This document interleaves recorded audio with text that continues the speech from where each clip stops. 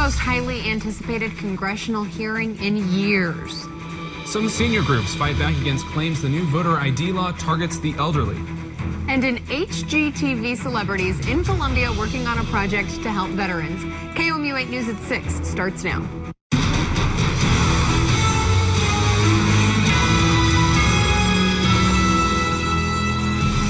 It's my judgment that I was fired because of the Russia investigation. That was former FBI Director James Comey testifying he was not fired because he didn't think he was fired because he'd lost the confidence of the FBI, as the president claimed. Here's what's happening right now. People are still talking today about the highly anticipated congressional hearing of Comey, who was fired about a month ago. Good evening, everyone. I'm Jordan Berger. And I'm Brittany Pieper. For almost 3 hours, he answered questions from the Senate Intelligence Committee about his relationship with President Trump. He explained why he felt uncomfortable around the president and why he kept notes of his meetings. Comey says after his first meeting with Trump, he thought he would need the memos to protect himself and the FBI, worrying Trump would misrepresent their conversations. He says he asked a friend to share the memo with a reporter, thinking it would prompt the appointment of a special prosecutor. So why didn't you give those to somebody yourself rather than give them through a third party? Because I was worried the media was camping at the end of my driveway at that point, and I was actually going out of town with my wife to hide, and I worried it would be like feeding seagulls at the beach if it was I who gave it to the media. So I asked my friend, make sure this gets out. Comey said this is not the end of Russian hacking. He says Russians are still coming after America and will try again. After the hearing, President Trump's personal attorney spoke, saying Comey is lying about multiple parts of his testimony.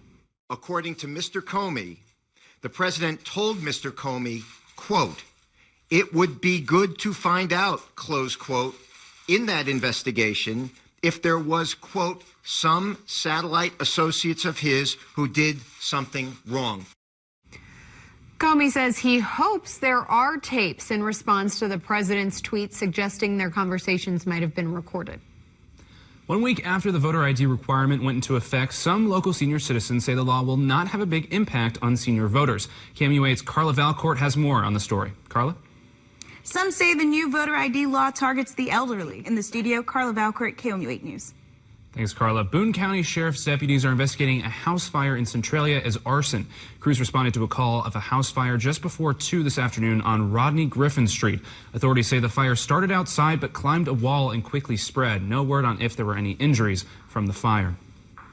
Attorneys in the Sergei Komarzan trial will reconvene at the St. Charles Courthouse next Thursday to discuss whether or not he should be acquitted. This comes after a mistrial last month. Jurors were unable to reach a unanimous decision. In August 2015, Komarzan's accused of speeding on his motorcycle in Audrain County when Missouri State Trooper James Bava crashed his car while chasing the motorcycle to try and pull it over, and he later died. Komarzan faces charges of second-degree murder and resisting a lawful stop. Missouri State Highway Patrol identified the person who went missing from the Lake of the Ozarks late last month. Patrol say 20-year-old Jesse Blakely was walking around a boat when it struck a wave. He was then ejected from the boat near mile marker 6. The patrol is still searching for Blakely. An investigation is ongoing after an arrest in northeast of Fulton. The Callaway County Sheriff's Office says John Atterbury, you see him here, a wanted fugitive, is now in custody on charges of several felonies. Authorities eventually arrested him off of Country Road 123.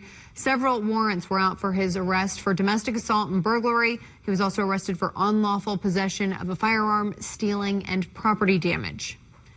Police are investigating a fatal shooting outside of a Springfield bank. The Springfield News Leader reports a police spokesperson says the shooting happened yesterday afternoon. It reportedly happened outside a Commerce Bank near the corner of Kansas Expressway and Kearney Street. The victim died at a hospital. The suspect is still at large, and the shooting did not appear to be random.